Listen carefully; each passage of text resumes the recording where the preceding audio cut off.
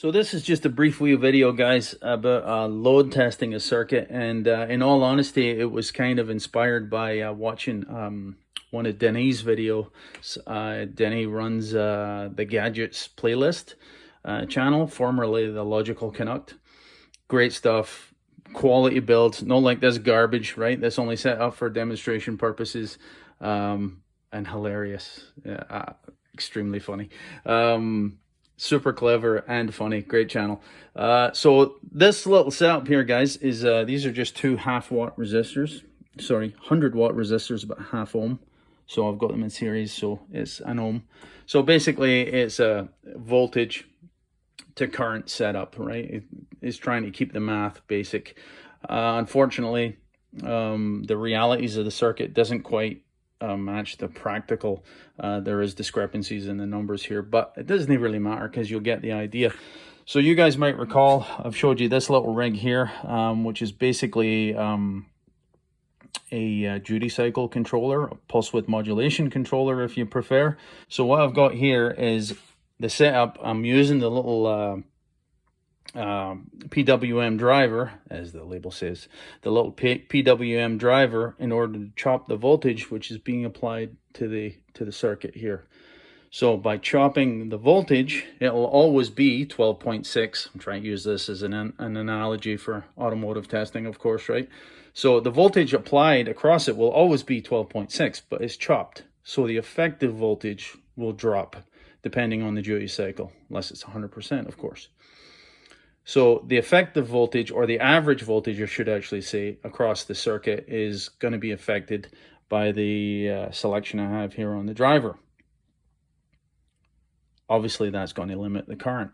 So there's more than one way you can set up a circuit in order to have variable current in order to load test a circuit, right? That's the whole point of this little video. I hope that makes sense, guys, right?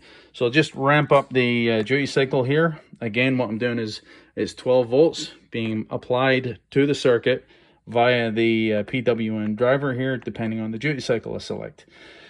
I can't select 100% duty cycle, guys, because this little power supply is only good for 10 amps across 1 ohm. 12.6 volts are across 1 ohm would give us 12.6 amps. That would exceed the current, the power supply. Sorry, the power supply's output capacity it's limited at 10 amps, right? So I'm just cross-checking the output of the power supply. This is amperage here, guys, right? And I'm just cross-checking the numbers. There's a wee bit of discrepancy, and again, my theoretical circuit is not adding up to 1 ohm.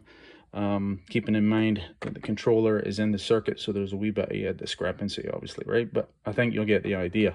So before we get any further, how would you actually utilize this on your car instead of a demonstration setup, which I clearly have on the bench here? How would you use it in reality? So you could just simply take the 2 leads here and jump this into your circuit. This would be your power side, and this would obviously go to ground. It could actually go to chassis ground, or it could go to the circuit ground if you wanted to actually test the circuit ground. And this could go to battery positive or the circuit positive if you wanted to make the distinction with what is the issue on the circuit with respect to the feed issue or ground issue. You could monitor for the discrepancy for an unexpectedly low current draw, or you could simply monitor right here. You can monitor the voltage and actually monitor a traditional voltage drop, just to be clear. So let's just ramp up the circuit here. I've got it selected on the output there at 10%. 10%, you can see my current across the 1 ohm circuit is just about 1 amp. Not quite right, you know, it should be 1.26 amps theoretically, but again, we don't have the ideal circuit here. This is a practical circuit, right? And I can feel the heat on the resistors here. These are 100 watt resistors each, so there's a limitation there as well, obviously, right? And again, I can ramp up the current simply by stepping up the duty cycle, or PWM if you prefer. Let's go to 33. Now I have 3 amps of current going across my test circuit here. So again, let's just step back for a second. What is the point to this? The point to this is to be able to select how much load you're going to test the circuit with simply by altering the pulse width modulation or the duty cycle. Let's go a 50% duty cycle, just try and keep the numbers sensible. This is 1000 hertz, by the way, guys, 1K. I think you might be able to hear it buzzing. So here we're 4.3 amps. So pretty good, right? These are getting pretty toasty, I can assure you. And the discrepancy between the power supply and my clamp-on ammeter is a wee bit, right? What would that be? 200 milliamps-ish, you know?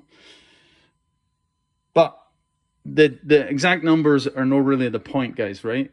That's not really what it's about. It's approximating the load that you're going to be putting across a circuit. If the power or ground circuit, the connectors, the switching, anything is in doubt with respect to a voltage drop potentially or a bad ground, you could actually select your desired current draw, do the math on the circuit, select your desired current draw by dialing up an approximate duty cycle.